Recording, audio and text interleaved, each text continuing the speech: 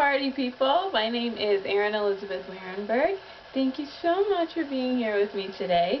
Today I'm going to be talking about when you do something you finally want, or you finally do something you want, or something towards, finally take a step towards something you want.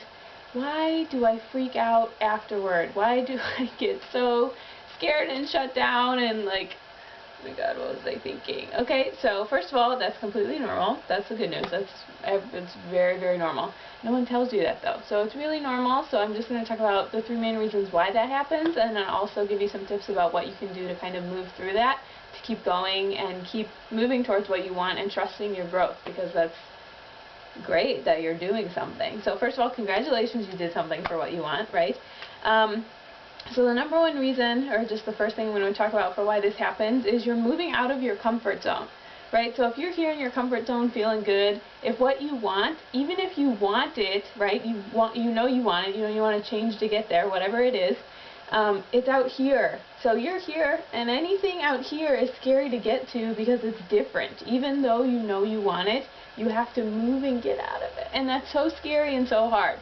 So the first reason is you're moving out of your comfort zone, which, again, even if it's what you want, it's still unfamiliar. You're still not sure what it's going to be like exactly. It's still new. And the fear comes around a new experience. And so the second reason why we feel like we shut down is, again, tied to fear. So the first part of this fear is that an old childhood experience is coming up for you, where something happened where you were told that you were wrong, or you got a negative reaction to something, and so you're still carrying that emotional trauma with you, even if it was like a small thing, because it's your wounded inner child, and that's still moving around with you. And so that inner child that's still hurt is moving with you, and so any fear that your inner child could get hurt in that way again is like, no, don't do anything like that, because I don't want to feel that pain again. So there's a fear that you could feel some type of pain again, and that's obviously not desirable. The second part of the fear is that you are not good enough, or you're not worthy enough, you don't deserve to have what you actually want, right? Okay, yeah, that's a good thing to dream about, that's a nice thing to think you want, but you shouldn't actually have it, or you can't actually have it.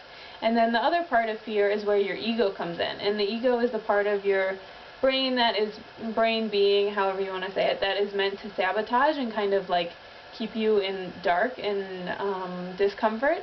And a big trick of the ego is that something is too good to be true. Like, okay, yeah, you think you want that, but that can't actually happen. Now you're thinking too big, you're thinking too out of the box. That can't actually happen for you. And I want to say that that is not true at all. If you can imagine it, then you can have it. And so that's it. That's all you have to say about that. And then the third reason about why when you do something, take action towards something what you want, why it feels you want to shut down or you feel scared afterwards, is because you're moving away from how you're currently existing. And so every time you move and shift energy, even again, like with a comfort zone, if it's towards something what you want, it's always painful to shift and reform your energy to get to a place you want to go to.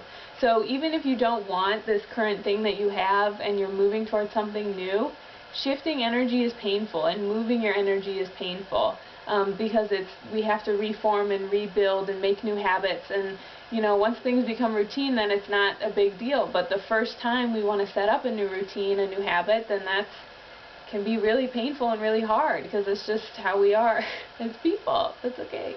So what can you do if you're doing this? First of all, congratulate yourself. Take a moment that you did take some action towards what you want. That's so important, and it shouldn't be overlooked, even if it was just doing some tiny action like sending an email or reading about something or deciding something or setting an intention. That's so important.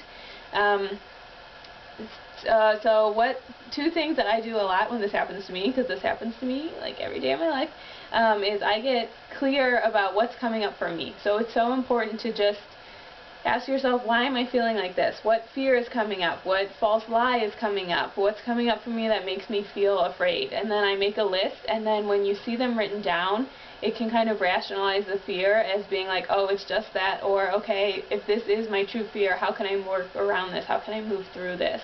And then once you kind of have that list of those fears, you can switch them into some affirmations to kind of help yourself feel more secure about it. So you can say something like, I trust this is what I want, or I trust my growth, or I am worthy of happiness, or I deserve what I desire. Anything like this to help you move through that.